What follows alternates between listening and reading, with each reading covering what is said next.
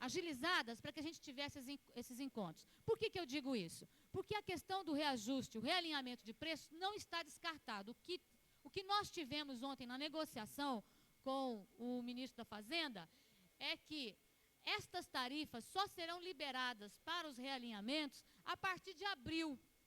Então, até abril, o governo federal se comprometeu com o governo do Distrito Federal a repassar os valores, por exemplo, que os órgãos federais têm em dívida com a CAESB. Isso significaria para o mês de fevereiro um alívio daquilo que ele tem em déficit, que é 3,3 milhões mensais. A dívida que a área federal tem para com a CAESB é em torno de 2,5 milhões. Então, praticamente, só o pagamento das contas dos órgãos da área federal cobririam o prejuízo que a CAESB vem tendo mês a mês, no mês de fevereiro. No mês de março, existe a possibilidade de se renegociar a dívida que a CAESB tem com a Caixa Econômica Federal. Portanto, houve uma contrapartida do governo federal para que esse realinhamento não acontecesse agora, mas que eles não questionaram de forma alguma o cálculo feito nas planilhas da CAESB que foram entregues aos técnicos. E para concluir, dizer aos senhores deputados que nós, então, diante deste quadro, temos que nos apropriar do conhecimento da realidade que a CAESB hoje vive. E que nós, então, daqui a um mês, 2 meses, possamos ter, juntamente com a população, a aceitação de um realinhamento, onde aqueles que consomem mais, pagarão mais. E aqueles que consomem o mínimo, nada terão de reajuste. E aqueles que consomem dentro da média, terão um reajuste médio. Esta é a proposta do governo, que vai ser mantida de pé, que vai, neste momento, ser suspensa, porque nós tivemos um fôlego proporcionado pela área federal e que, portanto, a partir de abril, a gente vai poder estabelecer esse realinhamento com a discussão feita junto à população, junto à Câmara Legislativa e com o consentimento da área federal, sem que com isso tenhamos a pecha de ter desmontado nenhum plano estabelecido na área federal. Então, esta é a verdade que se estabeleceu a partir do protesto da oposição, do diálogo do governo com a área federal e do entendimento que nós deveríamos tomar essa decisão. Assim, eu convido os meus pares a que, de fato, a gente tenha na próxima semana o diálogo com os responsáveis pela área da CAESB, para que a gente possa sanar todas as nossas dúvidas, para que a gente não faça nenhuma acusação infundada e para que não fique nenhuma dúvida pairada nas nossas cabeças, para que, a partir do momento que vem esse realinhamento, todos nós saibamos por que ele está sendo feito e em benefício de quem ele está sendo feito. Concedo a palavra ao excelentíssimo senhor deputado Luiz Estevão.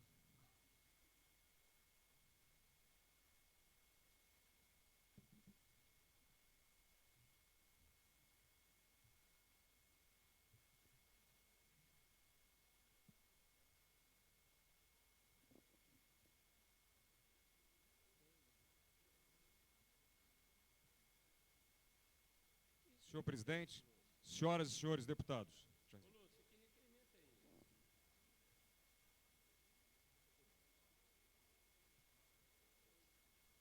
Senhores deputados, vamos garantir a fala do deputado Luiz Estevão. Com a palavra, o deputado Luiz Estevão.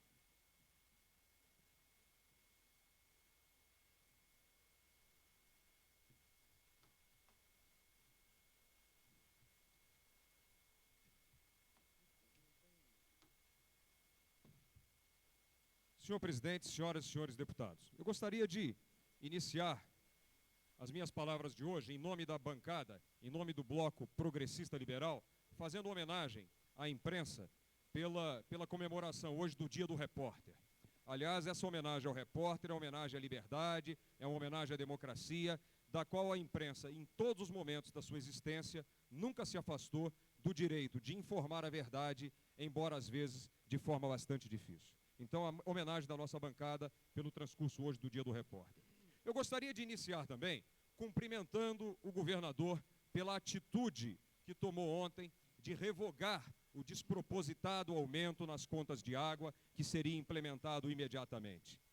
Considero superada a discussão sobre a questão da planilha de cálculos da CAESB, até porque, embora a CAESB não tenha me dirigido, já que eu apontei os erros que havia na planilha, embora não tenha recebido da CAESB uma resposta pessoalmente, ontem mesmo, por outros meios, conseguir obter a resposta que a CAESB deu, e já ontem preparei a resposta a ela, as incorreções contidas na nova resposta da CAESB, e já estou enviando novamente aos jornais, embora desejando encerrar a polêmica sobre o assunto, já que com a presença do presidente da CAESB aqui nesta casa, nós poderemos esclarecer definitivamente onde é que está a verdade nessa questão do aumento da água.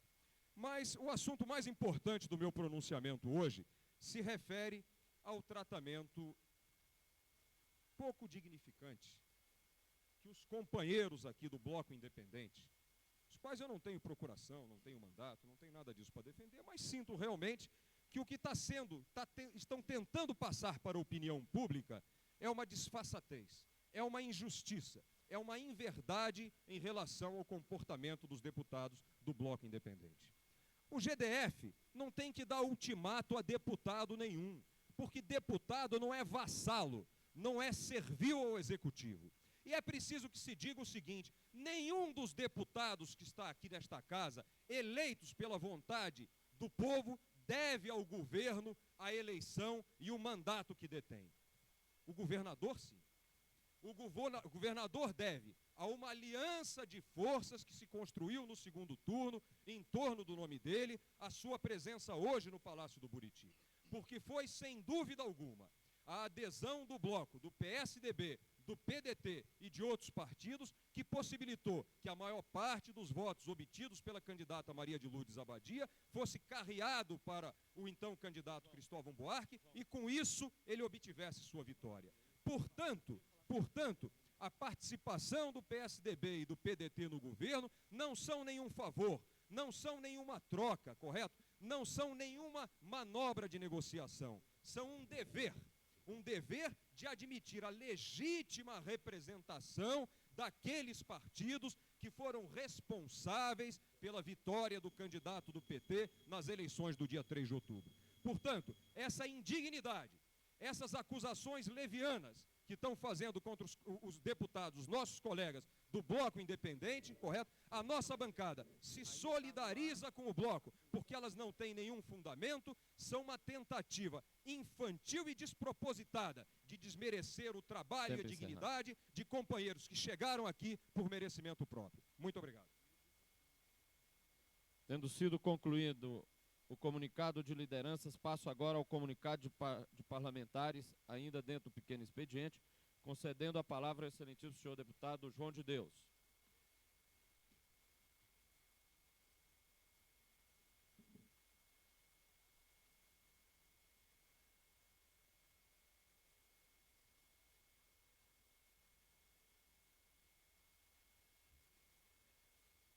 Senhor presidente, senhoras e senhores deputados, já se passaram 46 dias do novo governo. Como vossas excelências sabem, eu sou oriundo da Polícia Militar. Mas se tem a impressão, eu quero chamar a atenção de vossa excelência, que nada mudou na nossa polícia. E é claro que havia uma promessa do nosso governador em que tudo iria mudar.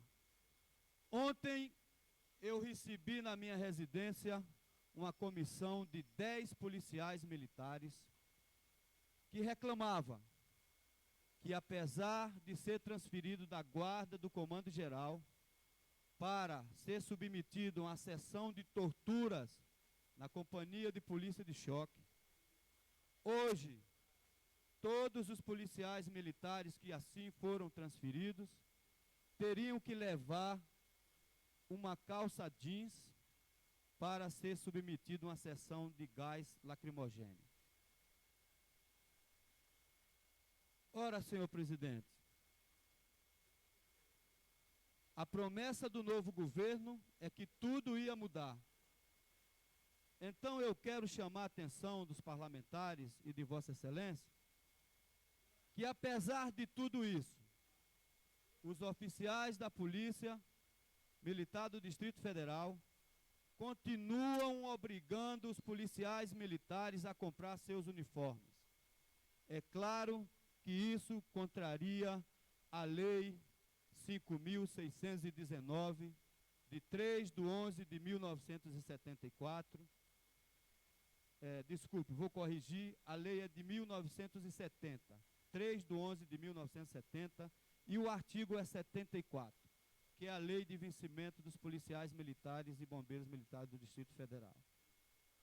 Então, eu acho que é preciso, no novo governo, se fazer uma polícia voltada para o tratamento dos cidadãos e não para a sessão de tortura.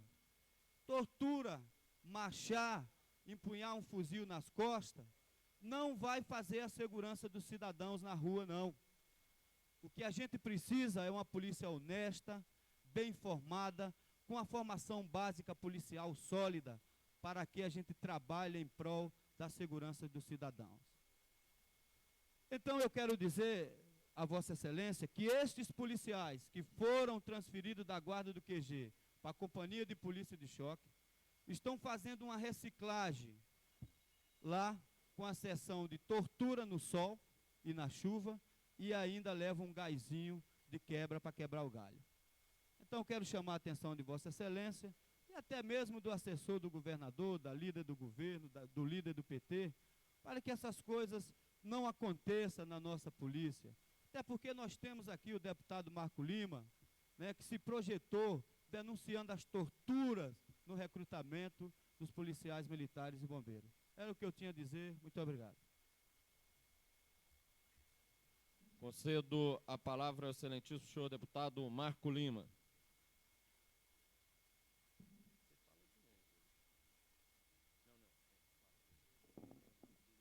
Senhor presidente, senhores e senhoras deputados, faço o relato aqui do deputado João de Deus, mudarei toda a tônica do meu discurso. Em primeiro lugar, quero, como presidente da Comissão dos Direitos Humanos desta casa, solicitar ao nobre deputado João de Deus que encaminhe em regime de urgência à Comissão dos Direitos Humanos essas denúncias que ele trouxe aqui a público neste plenário. Porque de hipótese alguma iremos permitir que fatos desta natureza aconteçam neste novo governo. É uma filosofia minha, como presidente da Comissão de Direitos Humanos, e tenho a certeza e a convicção que é também a filosofia de governo do governador Cristóvão Buarque. Quero informar os nobres deputados dessa casa e a imprensa aqui presente que a maioria dos oficiais que comandam hoje a Polícia Militar e o Corpo de Bombeiros são frutos de uma ditadura imposta nos últimos 4 anos.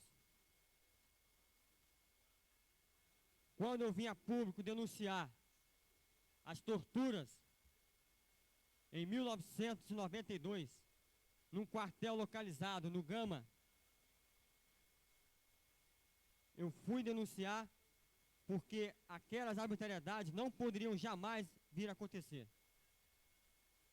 E o que foi feito naquela época? Se abriu uma CPI nesta casa e a CPI acabou em pizza. Nenhum oficial responsável pelaquela época, daquelas torturas, que foi amplamente divulgada na imprensa local e nacional, e digo de passagem também internacional, nenhum responsável pelas torturas naquela época foi punido exemplarmente na corporação. O ex-governador Joaquim Roriz foi informado, na época, como presidente da Unipraças e da FENAPOL, remetia a ele alguns ofícios, informando das práticas praticadas pelos oficiais da corporação a soldados, e nenhuma providência sequer foi tomada naquela época. Então, quero informar os nobres pares dessa casa. Nessa nova legislatura, nós temos a missão e a obrigação de que fatos desta natureza jamais possam voltar a acontecer. Porque é inadmissível um policial militar, um bombeiro militar, que presta serviço à sociedade, que dá segurança pública à sociedade, ele é maltratado, é pisoteado dentro dos quartéis. Em hipótese alguma, jamais admitiremos isso. Então eu faço apelo aos nobres pares dessa casa, que em primeiro lugar, aprovemos aqui nesta casa um projeto de minha autoria que visa implementar um novo regulamento disciplinar na Polícia Militar, que visa humanizar o tratamento que é dado aos praças da Polícia Militar e do Corpo de Bombeiros. Prisão disciplinar, xadrez para um pai de família que não comete crime algum. É inadmissível que essa casa autorize isso e concorde com isso. E em segundo lugar, eu solicito aos nobres pares dessa casa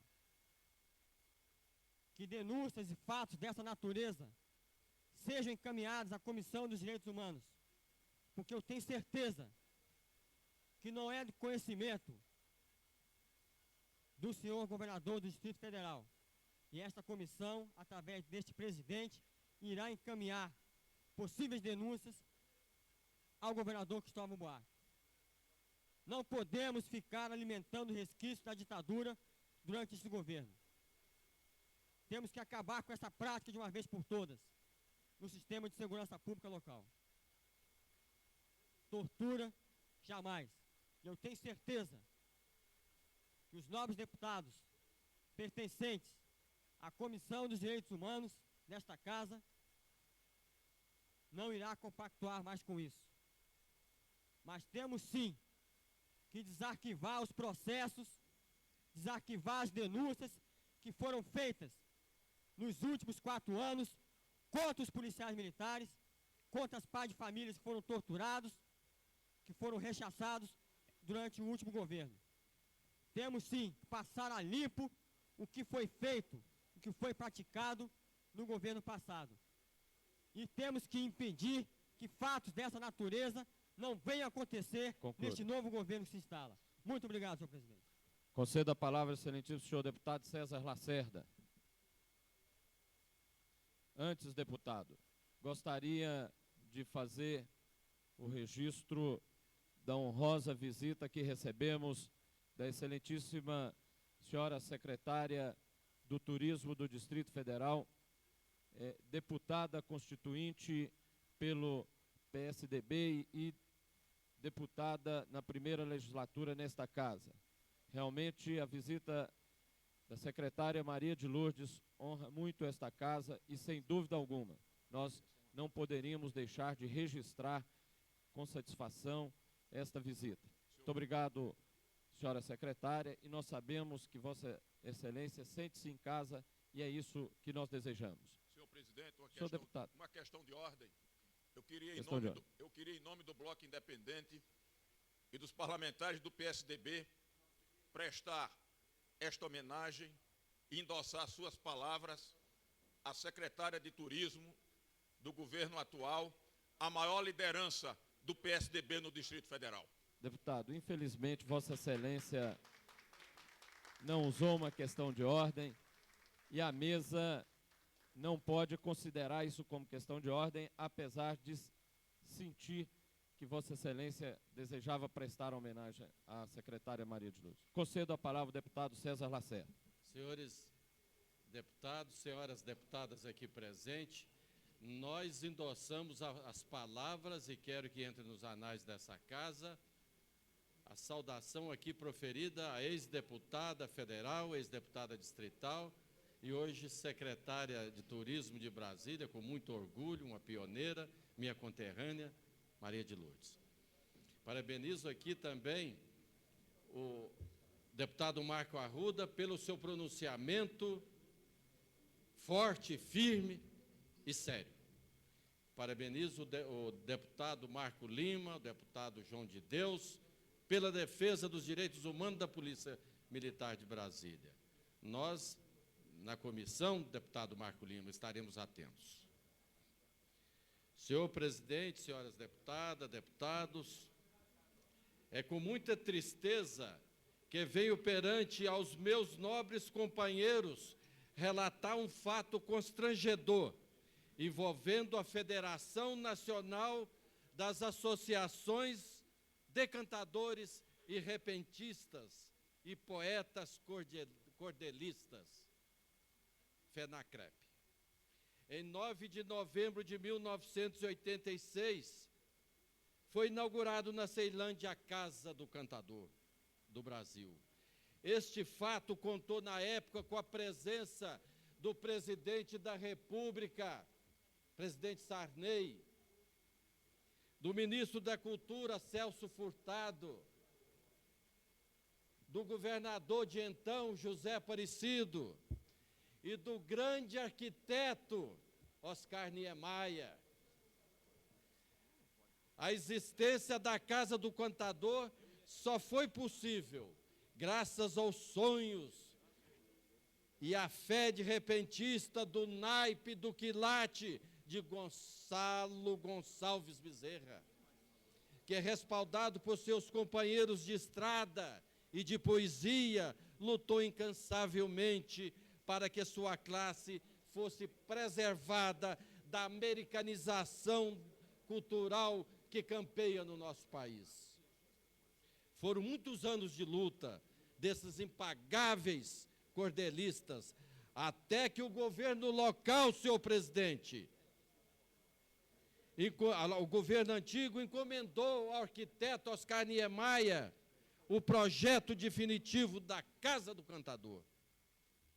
E este espaço destinado à prática cultural é hoje uma realidade incontestável.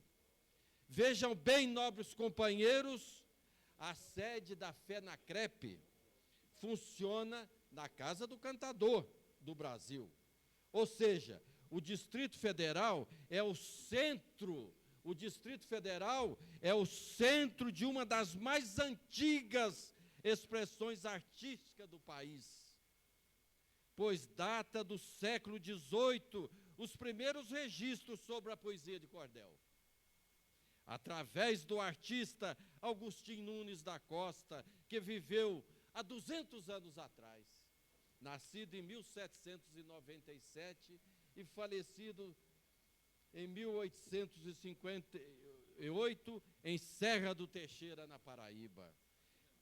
O repente e o cordel são a poesia do povo nordestino, a expressão maior de uma gente sofrida e forte que, embora sentindo uma angústia no coração, cedeu milhares de seus filhos para construir Brasília.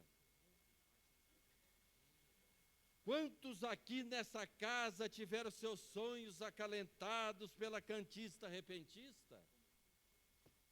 Tenho certeza de que os deputados Marcos Arruda, Manuelzinho, João de Deus, José Ramalho, filhos do Nordeste, da nossa musa, deputada Maninha, filhas de pais nordestinos, do deputado Cafu, filho de nordestino, e eu também filho de nordestino. Eu peço mais 2 minutos. Filhos do Nordeste tiveram esse privilégio e ainda tenho certeza que esta arte lateja em suas mentes e corações, pois do homem arranca-lhe os olhos, a língua e até os sonhos, mas nunca a cultura. Infelizmente, o governo do Distrito Federal não tem essa compreensão e, através da Secretaria de Cultura e da Administração Regional de Ceilândia, tenta calar as vozes dos cantadores, expulsando-os da casa que eles construíram sem recursos do governo. A Casa do Cantador foi uma batalha travada exclusivamente pelos cantadores repentistas e poetas cordelistas do Brasil. Esta conquista não teve a participação da classe artística, como diz o nobre deputado Cafu, entre aspas, eu não sei fazer do jeito que ele faz, mas é isso. Porém, lançando mão de um discurso democraticista, o governo do professor Cristóvão Buarque desalojou os cantadores de sua casa, usando a polícia. Conclua, Para esse intento, os bens da Funacrep estão na casa do cantador, mas lá seus membros não podem cantar, não podem entrar, já que o administrador regional de Ceilândia, o senhor José Euler, instruiu a polícia para afugentá-los. O atual diretor da Casa do Cantador do Brasil, o senhor Francisco da Silva, não foi indicado pelos cantadores e repentistas, ou seja, ele é, na realidade, um interventor nomeado pelo governo do Distrito Federal, que tem por objetivo desmoralizar e escamotear os direitos da Funacrep. Na realidade, os artistas de Ceilândia deveriam, estou concluindo, senhor presidente, unir e cobrar do governo a conclusão da Casa da Cultura, que está lá no esqueleto sendo abandonada, e que também não é culpa do governo atual, culpa também dos governos atrasados. Vamos olhar isso.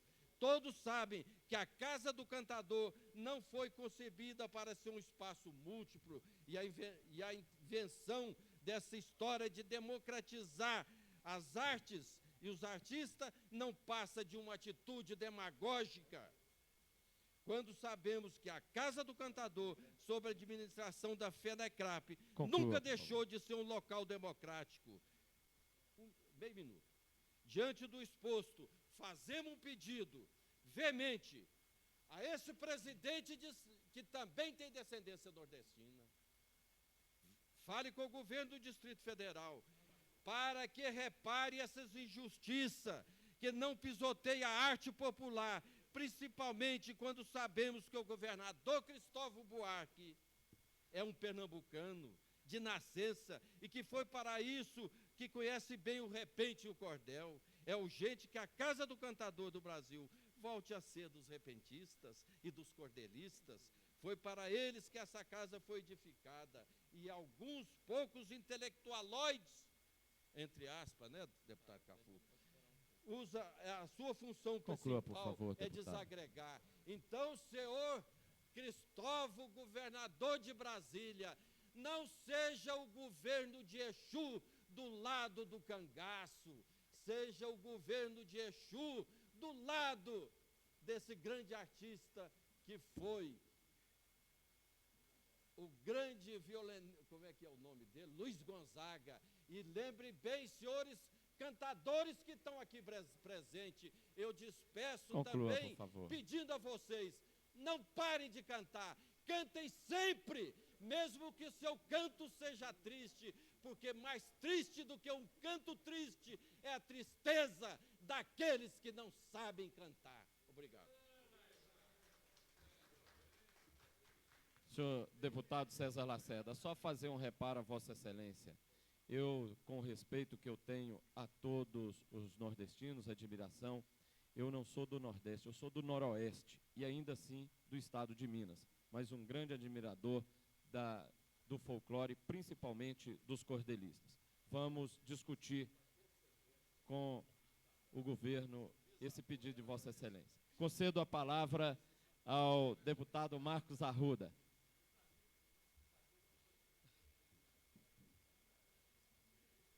Senhor presidente, deputadas, deputados distritais, seria ser desleal comigo mesmo se não viesse à tribuna para elogiar a atitude da deputada Lúcia Carvalho, que de uma forma muito correta e precisa explicitou os critérios técnicos, contábeis e financeiros com que, com muita seriedade, a diretoria da CAESB concluiu o seu trabalho. Da mesma forma, como reafirmei, a forma séria e responsável das negociações à vida entre Sua Excelência, ministro Pedro Malan, senhor secretário da LAR e Sua Excelência, governador Cristóvão Buarque, considerando os interesses maiores da nação brasileira acima dos interesses políticos partidários. em entendimento com o Ministério da Fazenda, o governo federal propôs a efetivar o pagamento dos débitos atrasados referente ao consumo por parte dos órgãos federais e ainda autorizar a Caixa Econômica a refinanciar o débito da CAESB junto àquela instituição bancária. Contudo, reconhece a dificuldade financeira da empresa, o que poderá vir a exigir, em médio prazo, um provável realinhamento de tarifas. Nesta hipótese, a nossa sugestão é que esse realinhamento obedeça necessariamente a critérios de escalonamento, que não onerem as camadas mais sofridas da população e que não atinjam a classe média com aumentos superiores da inflação. Como já tive a oportunidade de comentar anteriormente, o aumento de 35% na tarifa de consumo d'água para o comércio e indústria do Distrito Federal causará inevitavelmente um impacto significativo no custo de vida, devido à tendência de repasse para o produto final, o que iria comprometer o plano de estabilização, com reflexo significativo de perda salarial da classe trabalhadora já tão sacrificada. Concluindo, quero prestar os meus elogios à diretoria da CAESB, que de uma forma criteriosa apresentou o estudo correto em termos técnicos, cabendo, portanto, a decisão política ao excelentíssimo governador Cristóvão Buarque. Muito obrigado, senhor presidente. Concedo a palavra ao deputado Manuel Andrade. Concedo a palavra ao deputado Rodrigo Hollenberg.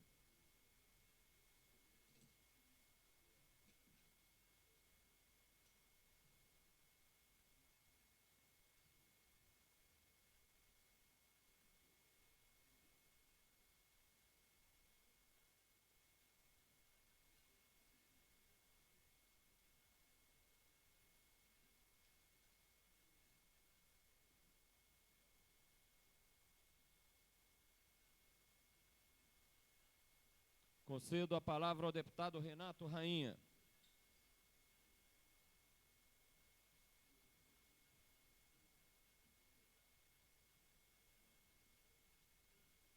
Concedo a palavra à deputada Lúcia Carvalho.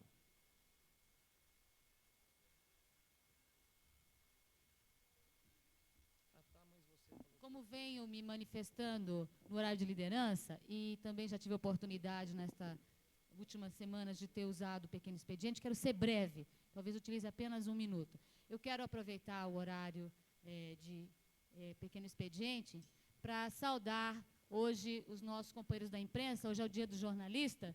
Eu gostaria que a gente aqui fizesse uma saudação, dia do repórter, e nós gostaríamos de dizer aos companheiros repórteres que o nosso trabalho tem tido ressonância a partir do momento em que os companheiros têm feito a sua atividade de forma imparcial, tem sido ouvida tanto a opinião de um parlamentar da situação como da oposição. Quero saudar, até o momento, a forma com que os repórteres nesta casa vêm se comportando. Portanto, minha saudação e o agradecimento ao trabalho que vocês vêm realizando. Os companheiros, tanto concursados da casa, funcionários da casa, como aqueles que representam aqui, que estão a serviço dos veículos de comunicação do Distrito Federal. Nossos parabéns em nome de todos os deputados da Câmara Legislativa ao dia de hoje.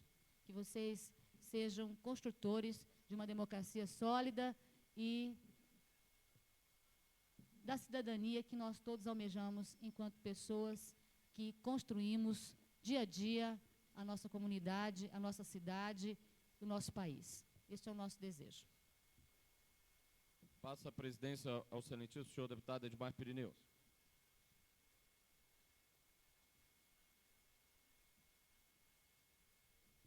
Concedo a palavra ao deputado Geraldo Magela.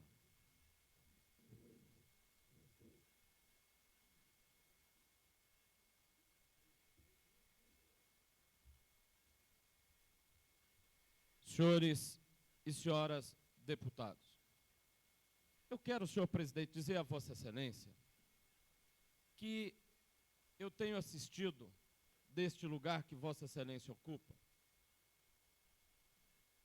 nos últimos dias, um grande show. E considero até um show muito positivo, principalmente para a democracia. Mas, evidentemente, que nós não podemos deixar de considerar que neste show também há uma dose razoável, para sermos modestos, de pirotecnia. Pirotecnia, senhor presidente, porque nós estamos hoje completando no Distrito Federal 47 dias de um novo governo. Um governo, senhor presidente, que herdou o caos, que está chamado a administrar a herança do caos. O caos construído por longos e longos anos, mas exacerbado nos últimos, principalmente no último governo. Será que os parlamentares que ao longo destes dias, nestas sessões aqui e em outras, que vêm criticar o governo, se esqueceram, alguns que participaram do governo que construíram este caos, outros que apoiaram votando ou mesmo politicamente? Será que eles esperavam que este governo, com 47 dias, pudesse resolver a situação caótica do sistema de saúde no Distrito Federal? Será que estes senhores parlamentares que subiram à tribuna com foguetes para comemorar a derrubada de casas em Samambaia, por exemplo, porque consideravam um ato autoritário, não se lembraram que a ocupação indiscriminada de terras públicas do Distrito Federal foi acentuada nos últimos 5 anos, quando muitos estiveram do lado de lá, ou no governo, ou apoiando o governo. Será que se esqueceram quando criticaram, por exemplo, o lixo, que foi no último governo, no apagar das luzes, que se cancelou, que se deixou concluir contratos e nós ficamos sem carros coletores de lixo, e que a frota do SLU estava completamente avariada?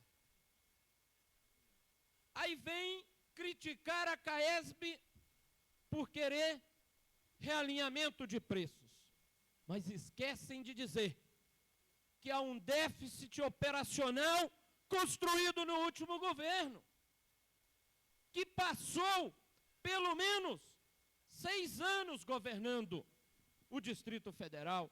Entre o governo indicado, o seu sucessor e o governo eleito, foram mais de 6 anos. Quem é o responsável pelo caos? É um governo de 47 dias? Ou um governo de 6 anos? É preciso que a gente comece a colocar as coisas nos seus devidos lugares. Queremos uma oposição que venha cobrar, sim, mas que assuma o seu papel na história do Distrito Federal. Porque muitos estiveram no governo, muitos estiveram apoiando o governo no momento anterior. E não é possível se chegar agora e querer que se resolva problemas de anos e anos em 47 dias. Que se resolva problemas que o governo anterior construiu Deputado, e é seu tempo responsável. esgotou. E concluo, senhor presidente, para dizer que nós queremos que esta casa esteja atenta aos atos do governo, que esta casa esteja atenta e cobre, mas que como homens e mulheres que têm um mandato popular e que recebeu da sociedade a incumbência de representá-la aqui dentro, não podemos passar uma borracha na história e achar que a história dos governos do Distrito Federal começam no dia 1º de janeiro de 1995. Ela tem um passado, e tem um passado muito nebuloso anterior. Então é preciso que nós façamos o debate aqui, no elevado nível das propostas e das cobranças, mas cada um assumindo a sua responsabilidade na história deste Distrito Federal, senhor presidente. Muito obrigado. Convido o deputado Geraldo Magela a assumir a presidência.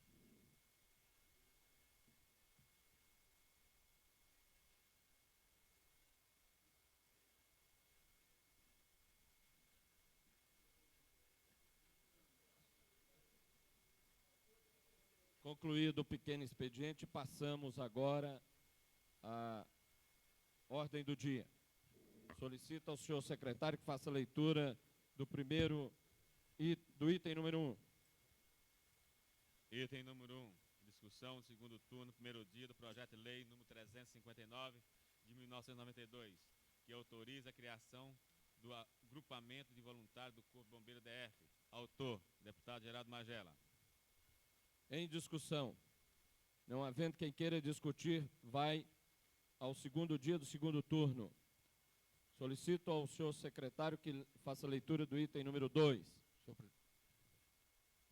Item número 2. Discussão em segundo turno, primeiro dia do projeto de lei número 402 de 1992, que dispõe sobre a publicação no Diário Oficial do Distrito Federal da relação das compras, obras e serviços contratados pelos órgãos da administração pública e da outras providências, em tramitação conjunta com o projeto de lei número 422 de 1992, que determina que os órgãos da administração pública direta, indireta, fundacional, autárquicas e sociedade de economia mista, do DF, no âmbito de qualquer dos poderes, farão publicar no Diário Oficial até 15º dia do mês, subsequente, suas relações de compras, obras e serviços com valor superior a 1.000 UPDF, de autoria do deputado Eurípides Camargo, e projeto de lei número 456/92, que dispõe sobre o sistema de registro de preços para fins de compras governamentais, por licitação e da outra providência. De autoria do deputado José Edmar.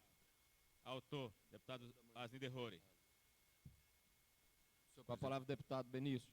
Senhor presidente, gostaria apenas de indagar a Vossa Excelência que o item que figurava na pauta como item primeiro e que tratava da questão dos deputados, de autoria dos deputados Jorge Cauí e meu, eu gostaria de indagar a Vossa Excelência, já que foi pedido o prazo de uma sessão, então o item deveria voltar à pauta nesta sessão, e era o item número 1, que apensava os projetos do deputado Jorge Cauí com o meu das microempresas, da qual está em segundo turno e foi distribuído os relatórios para os membros das comissões. Senhor presidente, senhor deputado, desculpe, o entendimento dessa presidência é de que o prazo de uma sessão é exatamente o intervalo de uma sessão. Ele retorna à pauta na segunda-feira. E espero com todos os pareceres já elaborados para que nós possamos decidir. Em discussão, o item número 2. Não havendo quem queira discutir, segue a tramitação, vai a segundo dia do segundo turno.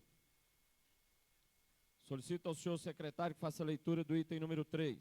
Item número 3. Discussão em segundo turno, primeiro dia do projeto de lei número 497 de 1992, que cria o Museu Ezequias Ehring no Parque do Guará e da outras providências. Autor, deputado Tadeu Roriz. Em discussão, não havendo quem queira discutir, vai a segundo dia de segundo turno. Solicito ao senhor secretário que faça a leitura do item número 4. Item número 4, discussão em primeiro turno, quarto dia e votação do projeto de lei número 508 de 1992, que dispõe sobre a obrigatoriedade da apresentação de programa de prevenção de acidente de trabalho federal e da outra providência. Autor, deputado Pedro Celso. Em discussão. Não havendo quem queira discutir, em votação. Os deputados que desejarem aprovar votarão sim, os que desejarem rejeitar votarão não. Em votação. Presidente, é um deputado da nossa bancada querendo pedir vistas do processo, é possível? Do projeto? Não, deputado, infelizmente não. Não? Não, em regime ordinário não há vistas de plenário, só nas comissões. E também o projeto já está em votação. Deputado Benício Tavares. Não. Deputado César Lacerda. Não. Deputado Cláudio Monteiro. Deputado Cláudio Monteiro. Ausente.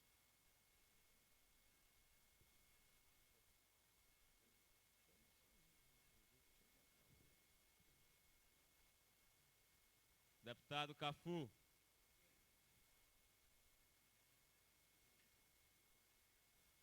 Deputado Daniel Marques. Deputada, sim. Deputado Filipelli. Não. Deputado João de Deus. Deputado João de Deus, ausente. Deputado Jorge Cauí. Não. Deputado Zé Edmar. Deputado Zé Edmar, ausente. Deputado Cláudio Monteiro. Sim. Deputada Lúcia Carvalho. Deputada Lúcia Carvalho, sim, com declaração de voto. Deputado Luiz Estevão. Não. Deputada Maninha. Deputada Maninha, ausente. Deputado Manelzinho, ausente. Deputado Marco Lima. Deputado Marco Lima, ausente. Deputado Miquéia Paz. Sim. Deputado Marcos Arruda. Deputado Marcos Arruda, ausente. Deputado Odilon Aires. Sim. Deputado Peniel Pacheco. Ausente. Deputado Renato Rainha. Não. Deputado Rodrigo Hollenberg. Sim. Deputado Xavier. Deputado Xavier, ausente. Deputado Zé Ramalho. Sim. Deputado Geraldo Magela. Sim, com declaração de voto.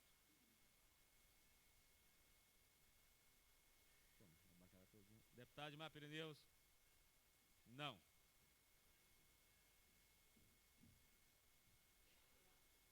Deputado Marcos Lima. Sim.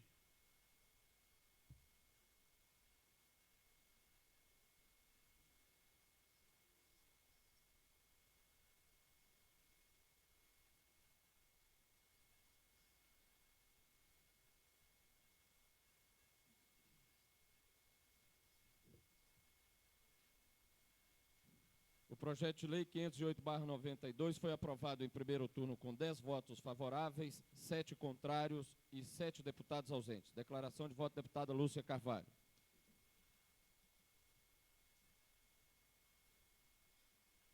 Minha declaração é que eu votei sim pela importância do projeto. Nós não tivemos tempo de debatê-lo, mas me admira muito aqueles que votaram não. Porque é um programa que cada empresa tem que ter de prevenção de acidentes, ou seja, para que não aconteça como aconteceu recentemente aqui no edifício em Bacitauá, que alguns operários, algumas pessoas, ao entrarem dentro de uma área de um edifício em construção, tiveram morte, outros tiveram envenenamento por gás. Então, o programa visa exatamente numa área como o Distrito Federal, que trabalha com construção civil, que se tenha um programa de prevenção de acidentes cada uma das empresas. Então, a gente está exigindo um compromisso do empresário para com o trabalhador. Como é que a gente percebe aqui no plenário os empresários votando contra? Isso eu acho um absurdo. Quer dizer, a gente tem que cuidar da vida para que a gente possa ter uma obra que possa dar orgulho, quer dizer, lucro ao empresário, mas orgulho também à cidade de não ter tido nenhum tipo de problemas maiores com os operários. Então, é só isso que é a apresentação do projeto. Espero que no segundo turno a gente tenha o apoiamento, inclusive, daqueles que fazem empreendimento, que são empresários e que estão aqui em plenário, que comungam da preocupação com o ser humano. Retiro a declaração de voto que faria. Solicito ao senhor, o projeto vai à votação de segundo turno. Solicito ao senhor secretário que faça a leitura do item número 5.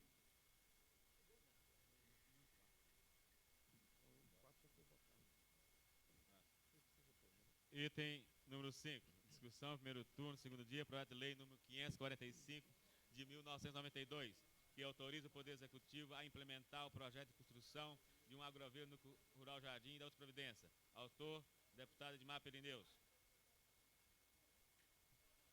Em discussão. Não havendo quem queira discutir, o projeto segue a tramitação, vai a terceiro dia do primeiro turno. Solicito ao senhor secretário que faça a leitura do item número 6. Discussão em primeiro turno, segundo dia do projeto de lei número 567 de 1992, que dispõe sobre medidas de segurança a serem implantadas nas portarias do edifício de residência multifamiliares do Distrito Federal e da outras providências. Autor, deputado Carlos Alberto. Em discussão. Com a palavra, a deputada Lúcia Carvalho.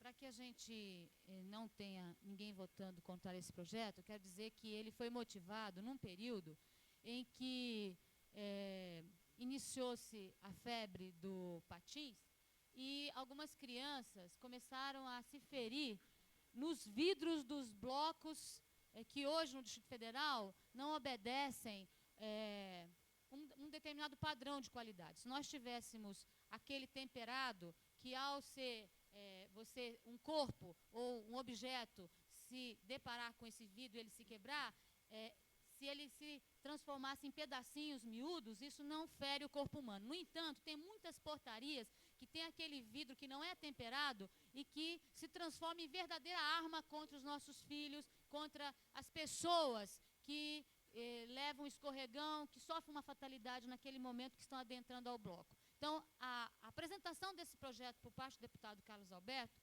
só vem dignificar esta casa no sentido de preservação da vida também dos habitantes do Distrito Federal. É certo que os construtores terão que gastar um pouquinho mais, que os síndicos terão que organizar uma cobrança dos proprietários de apartamentos do Distrito Federal e de todo o distrito, de todas as cidades satélites, no sentido de se cotizar para essa mudança. No entanto, eu acho que essa mudança é salutar para todos nós que nos preocupamos com a vida no Distrito Federal. Então, para que a gente não tenha nenhum deputado votando contra, essa justificativa, o projeto não é meu, mas é de um relevante interesse social.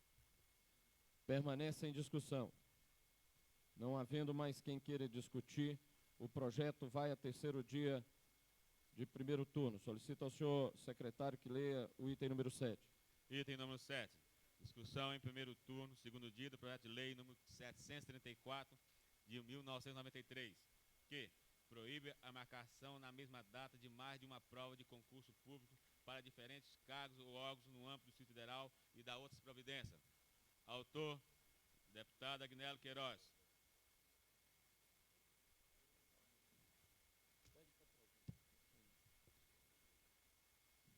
Em discussão. Não havendo... Em discussão. Deputado Miquel Paz.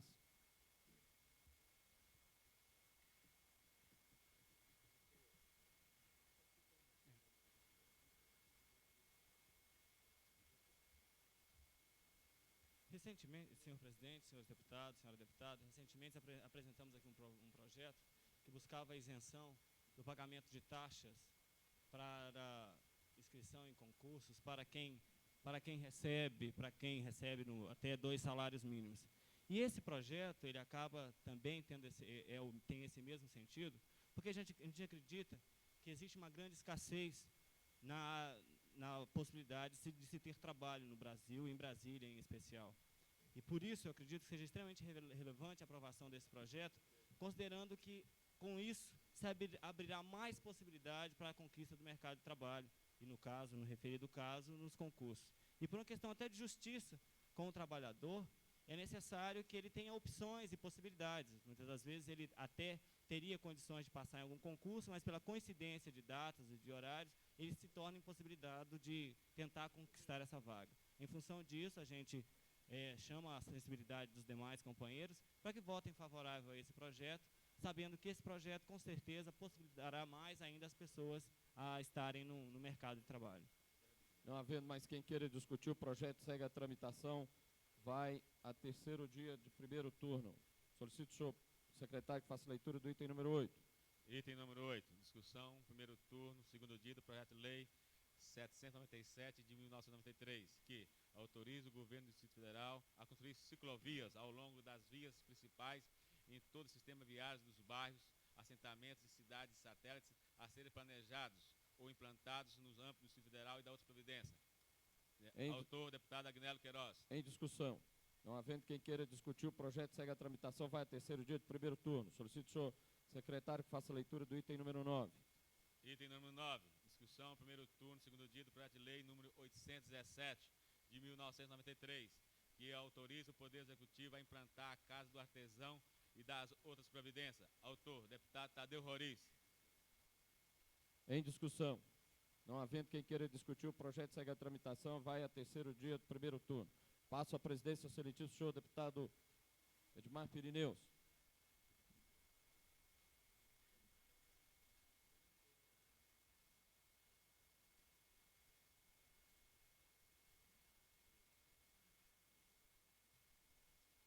Convido o deputado Daniel Max para compor a mesa.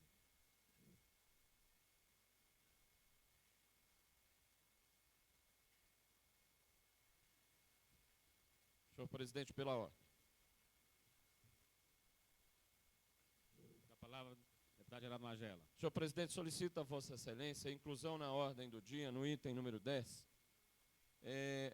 a inclusão da moção 028/95, de nossa autoria, que manifesta repúdio à marcação da posse do presidente do Banco do Brasil para a cidade do Rio de Janeiro. E essa moção está dentro do prazo regimental, deveria estar incluída na ordem do dia de hoje, e é importante que ela seja incluída na ordem do dia para ser votada nesta sessão, porque a posse está ocorrendo hoje. Acatada o pedido do deputado Geraldo Magela. Peço ao secretário que leia o próximo item da pauta. O item 10. Item número 10. Discussão e votação das moções 016, 017, 018, 019, 020, 021, 022, 023, 024 e essa agora inclusa 028/95. Em discussão. Com a palavra a deputada Lúcia Carvalho. Senhor presidente, eu queria fazer um destaque à moção número 20/95, e só não faço a discussão com o deputado Adão Xavier porque ele não se encontra em plenário. Portanto, pediria que ela fosse destacada e chamo a atenção dos senhores deputados que a moção sugere uma ala para atendimento obstetrício no centro de Samambaia. O atendimento obstetrício só acontece quando há partos, quando se realiza, quando tem a sala de parto, então você tem o atendimento obstétrico. Então, nós gostaríamos de propor que o deputado mudasse para uma moção para se construir um hospital, porque os centros de saúde não atendem nenhum caso de cirurgia e nenhum caso de parto. Então, nesse caso, se a pessoa procura o centro de saúde, eles são encaminhados através de ambulância para os hospitais. Nesse sentido, a gente deveria pedir a substituição para o deputado de uma outra moção. Sabemos da intenção do deputado, que é correta. No entanto, não cabe a esta casa aprovar uma moção que tenha essa incorreção, dado a estrutura hospitalar existente no Distrito Federal. acatada, será votada em separado. Com a palavra, deputado Luiz Estevam. Senhor presidente, a respeito da moção apresentada pelo companheiro Geraldo Magela, eu gostaria de parabenizá-lo pela iniciativa, que é um desdobramento feliz da iniciativa que eu tomei ontem de propor que nós formássemos uma comissão a fim de impedir o esvaziamento financeiro do Distrito Federal com a pretensa transferência da mesa de câmbio do Banco do Brasil e da diretoria financeira do Banco Central e da diretoria financeira do Banco do Brasil e da Caixa Econômica Federal para o Rio de Janeiro. Acredito que é muito importante que todos nós nos mobilizemos na defesa de Brasília. Aliás, quero comunicar que recebi ontem o convite do presidente do Banco do Brasil para sua posse, hoje às 11 horas, no Centro Cultural do Banco do Brasil, na rua 1º de março, número 66, TR, no Rio de Janeiro, e encaminhei uma correspondência a ele dizendo que eu teria o maior prazer em comparecer à posse dele, desde que ela fosse realizada na sede do Banco do Brasil, que é o Distrito Federal. Em discussão, com a palavra o deputado Geraldo Magela. Senhor presidente, esta moção nossa, ela tem exatamente a ideia de manifestar às autoridades federais o nosso descontentamento com a postura de se tentar esvaziar o Distrito Federal.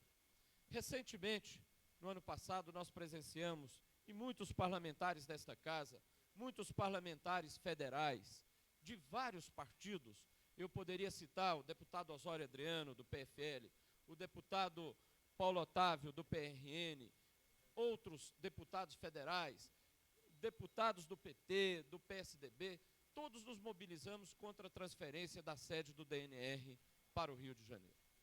Hoje, esta posse do presidente do Banco do Brasil, empresa da qual me orgulho ser funcionário, significa, eu diria, uma afronta, um desrespeito ao povo de Brasília, ao povo de Brasília.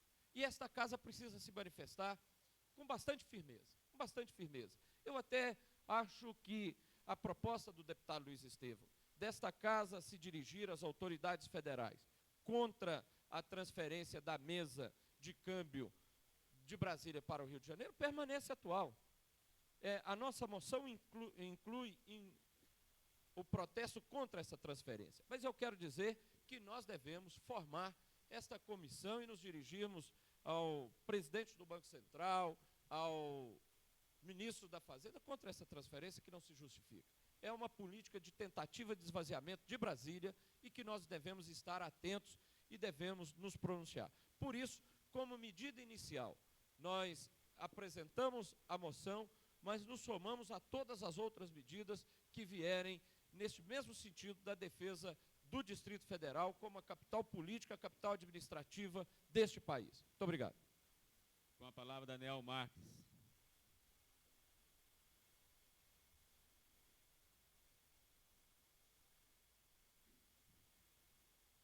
Senhor presidente, eu gostaria também de ser solidário com o deputado Geraldo Magela por essa brilhante iniciativa dessa moção 028, porque nós temos que preservar Brasília como centro administrativo deste país. E gostaria também de chamar a atenção dos pares para duas moções de nossa autoria. Uma delas reivindica a providência do governador do Distrito Federal, visando a regularização da quadra 1, da quadra 15, da área especial número 1 da Vila Vicentina, em Planaltina, que os atuais ocupantes foram intimados pela Terracap, e nós pedimos providências. Tenho certeza que a Lúcia, a líder do governo, está providenciando para que, ao invés de derrubar essas casas, tentarem, nós conversamos com os técnicos da Terracap, com os advogados da Terracap, deve estar havendo algum engano nessa medida de tentar desocupar toda uma quadra de uma Vila Vicentina antiga, mais de 15 anos, e que nós estamos colocando em votação essa moção para que o governo do Distrito Federal tome uma providência no sentido de, ao invés de demolir, tentar regularizar a situação dessas famílias na quadra 15. Outra moção que a gente considera bastante importante reivindicando o governador providências no sentido da captação e tratamento e distribuição de água destinada ao abastecimento de duas cidades satélites, que é a cidade satélite de Planaltina e de Sobradinho. Eu quero, não, só discussão. Eu quero esclarecer que Planaltina, dentro da área oficial da cidade, tem 60%, tem 100% de distribuição de água em todas as casas, com exceção dos condomínios feitos mais recentes, que, em função de não estarem regularizados, existe a impossibilidade ainda de se colocar rede de distribuição. Mas com o aumento populacional, essa questão da água está sendo quase que calamidade em Planaltina. Então, nós pedimos providências urgentes do governo no sentido de restabelecer o abastecimento de água naquela centenária cidade de Planaltina. Muito obrigado. Com a palavra, o deputado César Lacerda. Senhor presidente, senhoras deputadas, senhores deputados, quero parabenizar o deputado Geraldo Magela por essa moção e que mostra seu despreendimento e atenção. E também ao deputado Luiz Estevo pela luta empreendida na área de câmbio do Banco do Brasil. São deputados assim que dignificam essa casa. Então, estamos também muito atentos a esse governo federal. Porque essas medidas dos pretensos intelectuais que estão desviando a atenção do povo de Brasília só tem uma característica, senhor presidente, porque a Câmara Federal também não está atenta ao seu dever, porque aqui não comparece. Eu tive a oportunidade de hoje, pela manhã, estar no aeroporto de Brasília e vendo que os deputados já estão chegando, agora é quinta-feira e saindo quinta-feira. Estou apresentando também uma moção pedindo ao presidente da Câmara Federal que corte as passagens aéreas dos deputados, que dê só uma passagem aérea. É o único jeito de segurar os deputados federais e senadores em Brasília é cortando as passagens aéreas, porque se mexer no bolso deles, eles não vão sair. Então, dando uma só passagem aérea de ida e volta por mês, eles vão ficar aí. Então, é mais uma ajuda que o povo de Brasília tem que dar a isso, porque esse presidente da República ainda vai dar samba, tenho certeza. Em discussão. Em votação. Deputado Geraldo Magela. Sim. Deputado Zé Ramalho. Sim. Deputado Xavier. Ausente. Deputado Rodrigo Hollenberg. Ausente. Deputado Rodrigo Hollenberg, desculpa. Deputado Renato Rainha. Deputado Renato Rainha.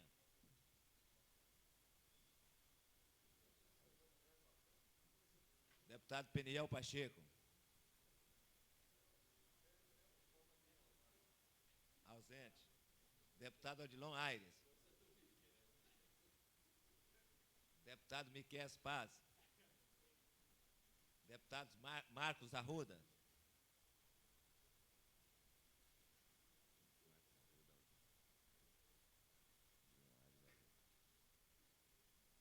Deputado Marcos Lima. Ausente. Deputado Manelzinho. Ausente. Deputada Maninha. Ausente. Deputado Luiz Estevam. Sim. Deputada Lúcia Carvalho.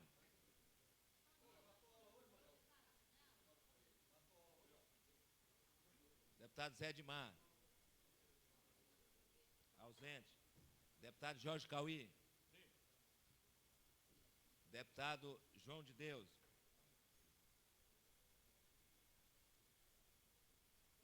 Ausente. Deputado Filipelli. Deputado Edmar Pirineus. Sim. Deputado Daniel Marques. Sim. Deputado Cláudio Monteiro. Sim. Deputado César Lacerda.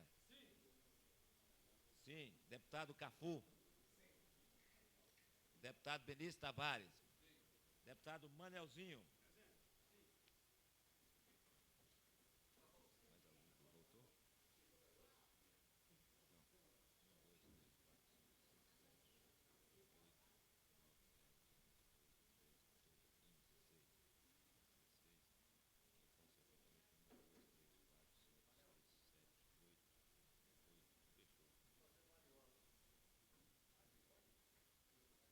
moções foram aprovadas com 16 votos e 8 ausências. Em discussão, a moção número 020 de 95.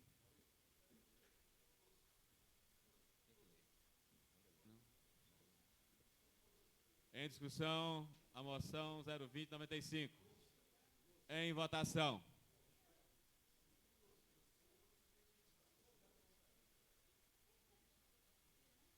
Em votação, a moção 020.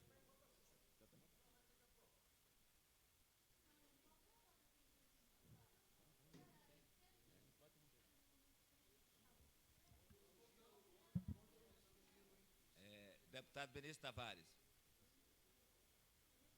Deputado Benício Tavares. Em votação, a moção... A moção 020.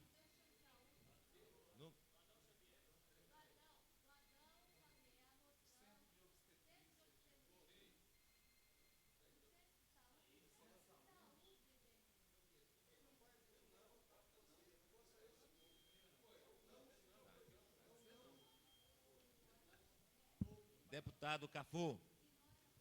Deputado Cafu.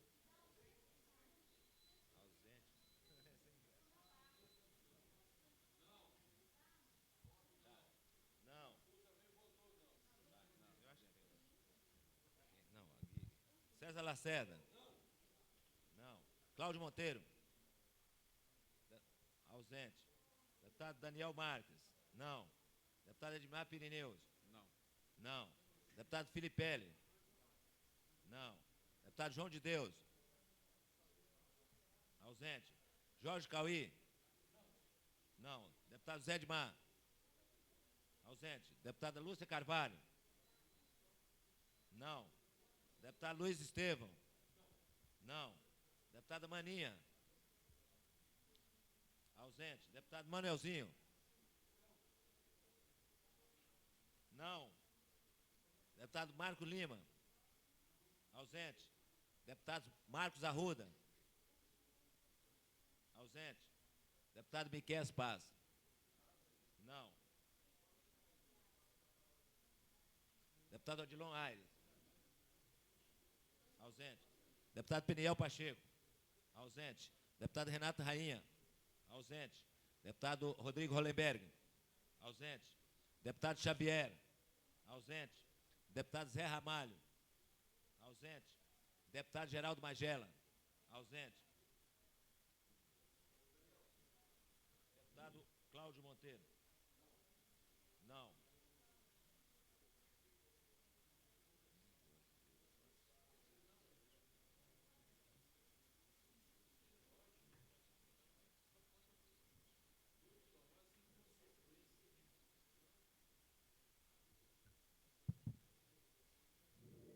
A moção 020/95 foi rejeitada por 11 votos não e 13. A moção 020/95 não houve quórum suficiente para a sua votação. Há expediente sobre a mesa. Peço ao secretário que faça a leitura da mesma. Requerimento do deputado Geraldo Magela. Requer desarquivamento de proposições com base no artigo 100 do Regimento Interno da Câmara Legislativa. Projeto de lei do deputado Jorge Cauí. Destina a área no setor habitacional Riacho Fundo para instalação de atividade de cunho filantrópico e assistencial e da outras providências.